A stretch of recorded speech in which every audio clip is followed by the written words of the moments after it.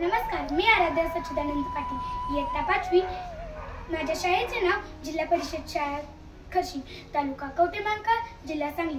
मी या शाळेत नागरिक शास्त्रात लोकशाही व मतदान याविषयी थोडे शिकले। त्यात सांगितले की प्रत्येक नागरिकांनी मतदान केले पाहिजे। भारतीय लोकशाहीचा पाया पक्का करण्यासाठी मतदान करणे गरजेचे आहे, असे आमच्या मॅडम आम्हाला म्हणत होत्या। माझे वय बसत नसल्यामुळे मला मतदान करता येत नाही, पण तुम्हाला मतदानाचा हक्क आहे। तुम्ही नक्की मतदान करा। तर तुम्ही दादा, वहिनी, काका, काकी, मामा, मामी सर्वांनी मतदान करा बरं का। एकेका मतदानाला लाख मोलाची किंमत आहे। मतदान करा आणि लोकशाहीचा पाया भक्कम करा। धन्यवाद।